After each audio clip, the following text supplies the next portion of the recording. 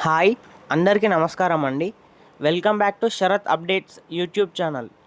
రేవంత్ సర్కార్ కీలక నిర్ణయం. కొత్త వారికి కొత్తగా పెన్షన్లు. ఈరోజు ఈ 29 జిల్లాలో కొత్త పెన్షన్ల డబ్బులు పంపిణీ. దీని గురించి పూర్తి వివరాల కోసం వీడియోను ఎక్కడా కూడా స్కిప్ చేయకుండా పూర్తి వరకు చూసే ప్రయత్నం అయితే చేయండి. అలాగైతేనే వీడియోలో ఉన్న సమాచారం మీకు స్పష్టంగా అర్థమవుతుంది. దాంతోపాటు వీడియోని ఖచ్చితంగా లైక్ చేయండి. లైక్ చేస్తే ఇలాంటి సమాచారం అందించడానికి నాకు మోటివేట్గా ఉంటుంది. అలాగే ఛానల్ని సబ్స్క్రైబ్ చేయండి. తెలంగాణ రాష్ట్ర ప్రభుత్వం హెచ్ఐవి బాధితులకు ఊరటనిచ్చే విషయం చెప్పింది.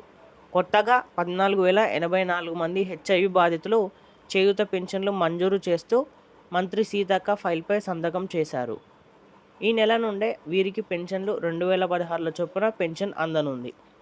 2022 ఆగస్టు తరువాత నిలిచిపోయిన ఈ పెన్షన్ల మంజూరును బాధితుల విజ్ఞప్తి మేరకు పునరుద్ధరించారు. హెచ్ఐవి బాధితులకు అండగా నిలిచేందుకు రేవంత్ రెడ్డి గారి సర్కార్ మరో కీలక నిర్ణయం తీసుకున్నారు. కొత్తగా బాధితులకు పెన్షన్లు మంజూరు చేశారు. మొత్తంగా 14,084 మంది అయితే హెచ్ఐవి బాధితులకు కొత్తగా చేయూత పెన్షన్లు మంజూరు చేస్తూ పంచాయతీరాజ్ గ్రామీణాభివృద్ధి శాఖ మంత్రి సీతక్క గారు అయితే ఫైల్పై సంతకం చేశారు. గత నెల అంటే జూలై నెల నుండే ఈ పెన్షన్ల పంపిణీ అనేది జరగనుంది అని సీతక్క గారు తెలిపారు. ఈ నిర్ణయం వారి వైద్య ఖర్చుల భారాన్ని తగ్గించి జీవన ప్రమాణాలను మెరుగుపరుస్తుందని ప్రభుత్వం భావిస్తుంది. ప్రస్తుతం రాష్ట్రంలో 34,421 మంది హెచ్ఐవి బాధితులకు నెలకు తెలంగాణ రాష్ట్ర ప్రభుత్వం 2016 చొప్పున పెన్షన్ అందిస్తుంది. ఇందుకోసం ప్రభుత్వం నెలకు 6,93,00,000 రూపాయలు ఖర్చు చేస్తుంది. 2022 ఆగస్టు తర్వాత ఈ కేటగిరీలోకి కొత్తగా దరఖాస్తులు ఆమోదించలేదు.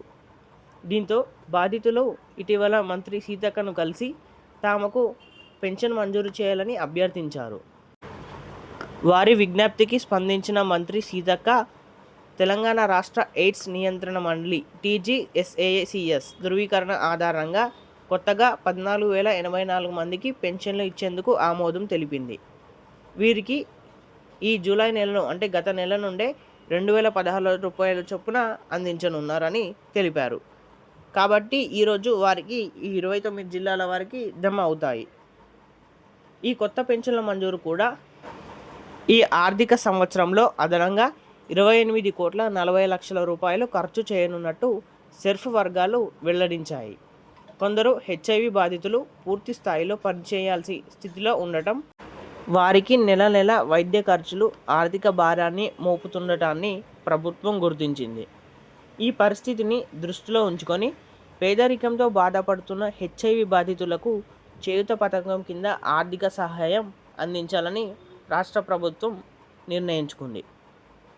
2022 ఆగస్టు తరువాత హెచ్ఐవి కేటగిరీలో కొత్తగా పెన్షన్లు మంజూరు అనేటివి నిలిచిపోయింది. తాజాగా తెలంగాణ రాష్ట్ర ఎయిడ్స్ కంట్రోల్ TGSACS ఆధ్వర్యంలో కొత్తగా నమోదైన 14,084 మంది అర్హులు నిర్ధారించిన అనంతరం సెర్ఫ్ టీం ద్వారా పెన్షన్లు మంజూరు అయ్యాయి. అయితే కొన్ని జిల్లాల్లో కొత్తగా ఒక్కరు కూడా హెచ్ఐవి బాధితులు నమోదు కాలేదని నివేదికలు చెబుతున్నారు.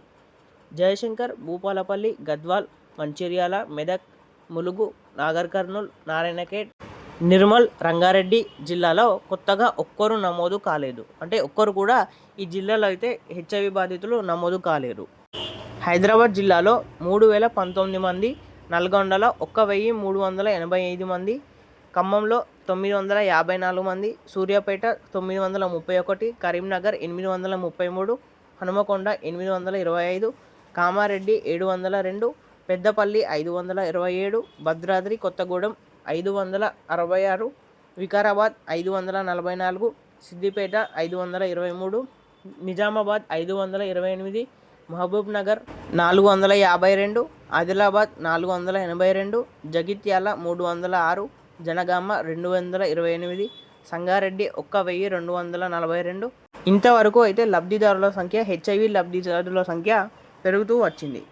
వీరు పెన్షన్లు పొందేందుకు అర్హులుగా ప్రభుత్వం గుర్తించింది. పెన్షన్ గురించి అంటే చేయూత పెన్షన్ గురించి లేటెస్ట్ అప్డేట్స్ కోసం మన ఛానల్ని సబ్స్క్రైబ్ చేయండి. అలాగే వీడియోలో కొంచెమైనా సమాచారం తెలుసుకున్నట్టు అనిపిస్తే ఖచ్చితంగా లైక్ చేసి మీ మిత్రులకు షేర్ చేయండి.